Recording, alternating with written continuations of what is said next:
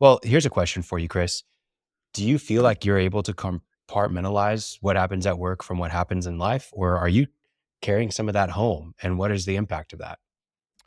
That's a great question. I'd like to think I think there's some that um my family is really not built for the ride that I've chosen to be on professionally. And I think Okay. What do you mean? a lot of the listeners can appreciate that. That said, I'd be naive if I think that somehow it doesn't show up in when I may not go home and talk about it, but if I'm really on my last nerve as being, and I'm stressed about, you know, it could be a negative cash flow swing, sweating payroll, a critical piece of equipment, inventory shortage that just showed up. We thought we had something. We did whatever it is. I don't go home and talk about it, but am I more irritable? Hmm. Do I take it out in some way? I Do you I lose like to sleep? think I'm better than I was. I'm it's funny, someone asked me the other day, they go, "Are you a" was talking about the challenge of a good night's sleep. It just escapes me. Um, and someone said, "Are you a stomach sleeper? Are you a side sleeper? You sleep on your back?" Um, I'm more of a rotisserie chicken sleeper. So there's just this constant turning all night long.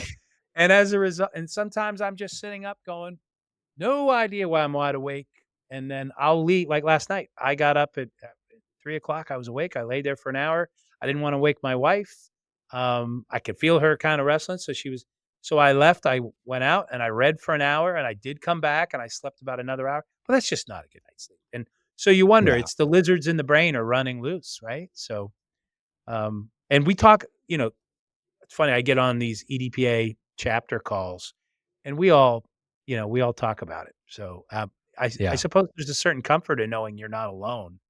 Oh, yeah. But, you know one of the questions you would ask me in preparation was, so, how do you set realistic expectations for somebody coming Yeah. in? I think you need to be honest, and yet I don't want them to run away terrified of the life.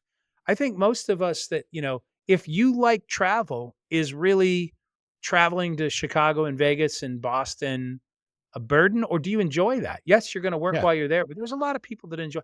Let's make sure you get to stay over an extra day or 2 and do something fun, so you actually look forward to that travel. So, anyway, I think those are some things that we think about, but I do think a lot about hiring someone new, because there's so much focus right now about trying to repopulate our industry, and how do we get the millennials and younger generations to see this as a viable career.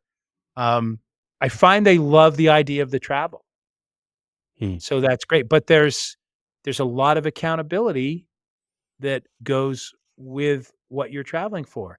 They don't all love the accountability, and then, you've gotta get them coached up and trained up to know what to do there. So, and usually that's sending Yeah. them with somebody. But yeah, this is work-life balance is what we're talking about. And this is an industry that uh, I think what people not in our industry, when they hear that, they think, okay, so how do you set expectations so it all feels normal? It's never going to feel normal like a bank teller has a normal day, or the people at the grocery store have a bad day. My daughter's a teaching assistant at Montessori. She comes home exhausted. She's got some great stories. Her hours are the same, but there's a whole level of stress there too. So I guess maybe a fair Yeah. question is I think there's more jobs than we used to think that have high stress than Yeah. I think a when good I was. litmus test for Yeah, that yeah, is does your job have to be in person? Because if great you're point.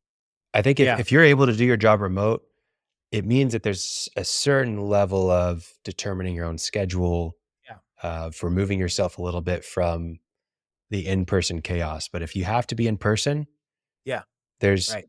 work-life balance becomes a lot more difficult, even just from the simple fact that you have to drive to work, and that might mean 45 minutes of traffic every Yeah, morning and every evening. yeah, traffic is a real stressor. Like, I know I have some friends that I'd rather just not see them for an hour after they've driven in rush hour traffic because 'cause they're just bad people.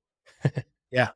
My nephew, used to work for us, and he's now with, a construction company, mostly concrete, and so they're one of the vendors that has the contract for the huge new Universal Studios park in Oh, Orlando, wow. in It's a lot Orlando of called, concrete.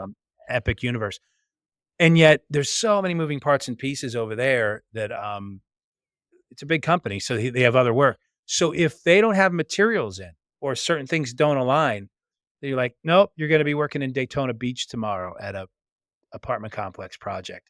You know what? We're sending you down to Fort Lauderdale for 2 nights." And they'll put him up, but he's gotta drive himself there. He's gotta get him there. And I was like, "So," and you're not, I saw him the other day, and it was Wednesday late morning, and I go, "You're not working today?" He goes, "No, no, no, they didn't have all the materials in for what we were doing." So I said, "Okay, what are you doing? Are you working tomorrow?" He goes, "Hopefully." And then, boy, I was like, "Well, that sounds like the trade show business, right? If Yeah. is the freight in? Is the booth in? Or do we need you if you're a swing guy?" So, it's not just us, right? I think No, there's it's other it's other jobs it's where other there's jobs too.